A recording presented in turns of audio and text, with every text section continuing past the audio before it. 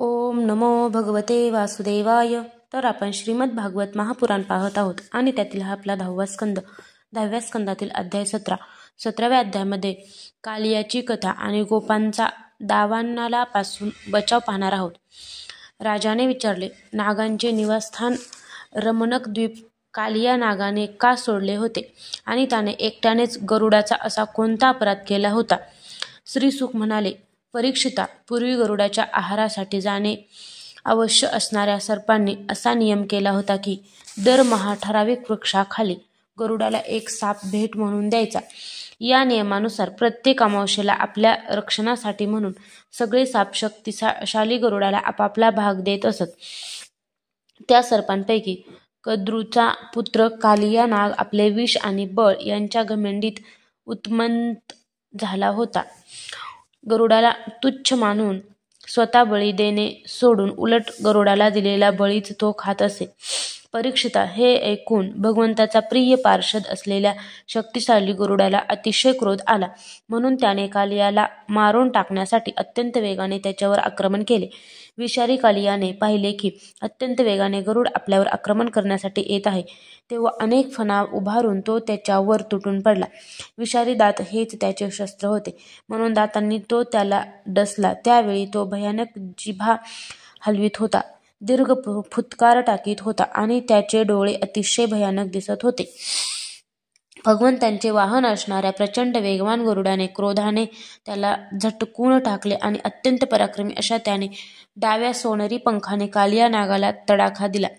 त्याच्या पंखाच्या प्रहाराने कालिया अत्यंत घायाळ झाला आणि तेथून निघून यमुनेच्या खोल असल्यामुळे जाण्यास कठीण अशा या डोहात आला.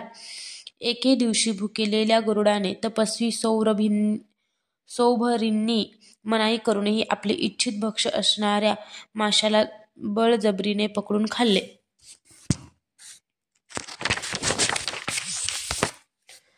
मत्स्यराज मारला गेल्याने बिचारे मासे अतिशय दुःखी झाले.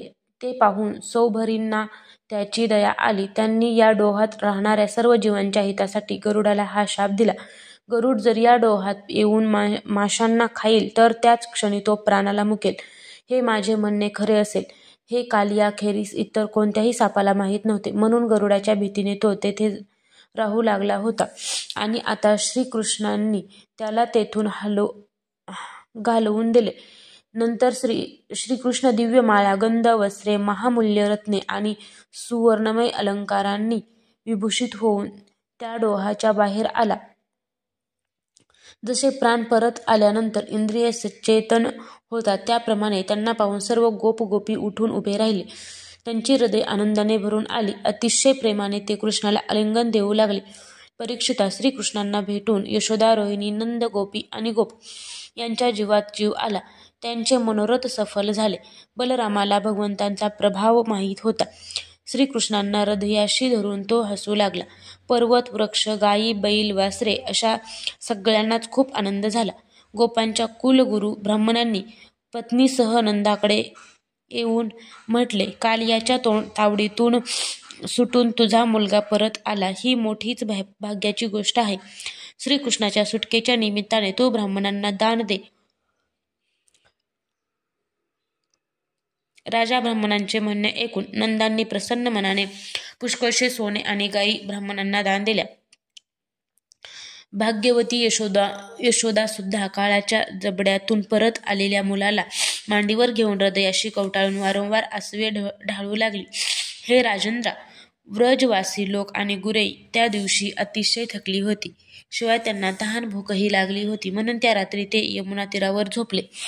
उन्हाळ्याचे दिवस होते, त्यामुळे तेथील वनाला वणवा लागला. त्या आगीने झोपलेल्या व्रजवासियांना मध्यरात्री चारी बाजूनी वेढून घेतले आणि ती आग त्यांना जाळण्यासाठी येऊ लागली. आगीची आच लागल्यामुळे व्रजवासी उठून घाबरून लीला मनुष्य भगवान श्रीकृष्णांना शरण गेले. ते म्हणाले, हे थोर श्रीकृष्णा, हे अतिशय पराक्रमी बलरामा, पहा ही भयंकर आग तुमच्याच असलेल्या आम्हाला जाळू पाहत आहे. हे प्रभो, आम्ही तुमचेच आहोत, म्हणून या भयंकर काळरूप आगीपासून आम्हाला वाचवा.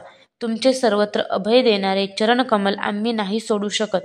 अनंत व अनंत शक्तींना धारण करणाऱ्या जगदीश्वराने स्वजन अशा प्रकारे व्याकुळ झालेले पाहून ती भयंकर आग पिऊन टाकली. अध्याय 17 समाप्त.